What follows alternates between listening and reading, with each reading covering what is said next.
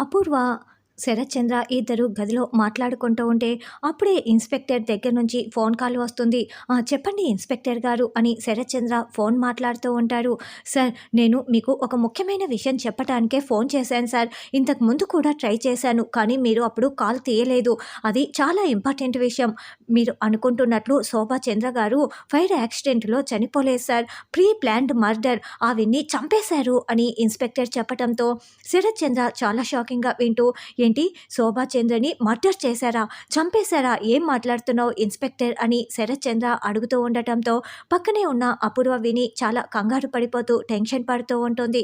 అవును సార్, నేను చెప్తున్నది నిజమే అని ఇన్స్‌పెక్టర్ అనడంతో, అసలు ఏంటి ఇన్స్‌పెక్టర్, నువ్వు ఏం మాట్లాడుతున్నావు? నీ దగ్గర ఏం ఎవిడెన్స్ ఉందని నువ్వు ఇంత ఖచ్చితంగా చెప్తున్నావు? చెప్పు, నీ దగ్గర ఉన్న ఎవిడెన్స్ ఏంటి? నా శోభని చంపింది ఎవరు? నా శోభని మర్డర్ చేసింది ఎవరు? నీ దగ్గర ఉన్న ఎవిడెన్స్ ఏంటో చెప్తావా లేదా అని శరత్చంద్ర ఫోన్లోనే నిలదీస్తూ ఉంటాడు. అయ్యో, బావకి నిజం తెలియకూడదు అని అపూర్వ చెమటలు కక్కుతూ టెన్షన్ పడుతూ ఉంటుంది. తరువాత భూమి కారులో వెళ్తూ ఉంటే అప్పుడే శివని మళ్ళీ రౌడీలు తరుముకు వస్తూ ఉంటారు. దాంతో శివ పరుగులు పెడుతూ భూమి కారు కింద పడిపోతారు. ఎవరు కారు కింద పడిపోయింది అని భూమి దిగి వచ్చి చూస్తూ ఉంటుంది.